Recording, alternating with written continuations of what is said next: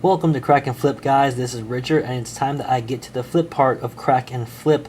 Now, this is going to be a strictly financial video, so if that's just not your thing, please check out one of my many box opening videos instead. Now, before we get started, let's talk about this segment is all about. First, this segment will be called The Flip. I will be doing these videos once before a set comes out, once before the Pro Tour, and then after to wrap things up. The purpose of this video is to talk about the cards that you should be selling because they hit their peak, and cards you should be holding onto or going out and buying because they are about to spike. Now, I won't be going into much detail about how I make my choices because I have other videos planned to explain that. With that said, let's get started and let's focus on Hour of Devastation. I won't talk about every card, but I will be hitting on those above $1 or close to $1. So let's talk about those cards that have peaked and should be sold off before they slide further. First up, we have Hour of Devastation. Now, why do I think this card has peaked? First, you gotta look at cards of its type. The only other sorcery card higher than this is Collective Brutality, which is at $10. Now, with that in mind, Collective Brutality is a very different card. First off, it doesn't wipe out your side of the board, and it has several effects that can be escalated. Also, only control decks seem to be playing Hour of Devastation and running only about 1 or 2 copies. Because of all this, I believe this card is close to its peak. Foul-Blooded is a finisher, a big one. Like other finishers like Herald of Anguish and Glorybringer, this card just doesn't fit into the decks of standard, and because of that, the price hasn't risen and only will slide down. I don't think it's good enough to replace any other Demon Lord in Modern either. Now we have the Scorpion God, Nahub the Eternal. Both cards that have been used in Commander, but both that have 0 hype, and are shadows compared to the other gods in this set. So sell, sell, sell, these prices are going nowhere. Samut the Attested and Nissa. Enough said. Sell. Sometimes I forget Nissa's even in this set. Now we have Nimble and Torment. Both are great cards, but I think they have hit their peak, at least for now. Nimble just hasn't seen any play in a control deck, and Torment is just mismatched with 2 big threats, Monument and Mono Black Zombies, since tokens flood the field and a sack a creature is not a big deal. Now let's talk about the Big Daddy, the God Pharaoh himself. Now you can hold on to this card if you want, but I think $20 is around its cap. Control seems to be the only kind of deck that wants to play him, and most are running 1 copy, and even that gets sideboarded once in a while. $20 is a great price that puts him up with Gideon, but this is no Liliana of the Last Hope or nor Torrential Gearhulk, so I think $20 is its peak and will slide further after the Pro Tour. Now, playset sellers.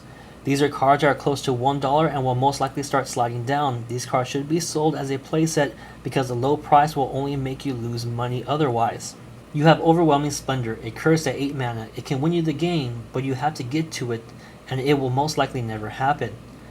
Next, Hour of Revelation. It's a board wipe for white, but I don't think it can replace Fumigate. If you get close to 10 creatures on the field, wouldn't you want that much life instead? Hollow One, a great card if Artifact Hate wasn't so big and so cheap. Something Something Sovereign, that card with a name bigger than its price. Ronas's Last Stand, just not what green is going for these days. Now all aboard the hype train. Champion of Wits is a thing, from 70 cents to $7 on TCG Player, a rare creature type that can make it to $10 plus. Watch for it during the Pro Tour. That $7 price is not going anywhere, and if it does destroy this weekend, you can see that awesome $10 price. Crested Sunmare, it's a mythic. The deck tech has killed, but it has not seen a top tournament finisher yet. But in being a mythic, that price can shoot up past $7 easily, which is the current price, so hold off for now. Abrade. Lightning anyone? Instant speed means room to grow. It's an uncommon, and at $2.50, it's usually where these cards peak, but wait until the weekend and maybe you get that $3 before the hype train makes a stop. Earthshaker and God Pharaoh's Gifts. Their decks are coming, their decks are here, let it ride. The hype train has to crash sometime. Claim to Fame and Fraying Sanity are done. Claim to Fame had a first place Modern finish last weekend, but with only 1 copy, and for uncommon that means no big bucks. Fraying Sanity had the hype and was the first card to do so, but it frayed out and has no deck in the running. Now, the Scorpion God, will it be the breakout hit we know it can be? Can it crush Commander as well? As a legendary that can never really die and a mythic to boot, this is a safe bet. Sit on this and rest easy. Win or lose, you got a $14 plus card. Now for the Locust God, Excavator, and Solemnity. These cards have worth outside of standard. More than that, all the worth is outside of standard. And because of that, it's your choice to sell or hold on to these cards. It may be a month or more before they peak, and maybe will crash in hard before that. Keep in mind the payoff is especially big for the Locust God and Excavator. For all the other cards I missed in Hour of Devastation, it's a waiting game. Be ready to sell those cards on day 1 of the Pro Tournament, soon as the deck stats come out, and especially if they don't show up on highlighted matches. Before I wrap up on this video, I want to touch on one thing. TCG Player has a filter called Best Selling.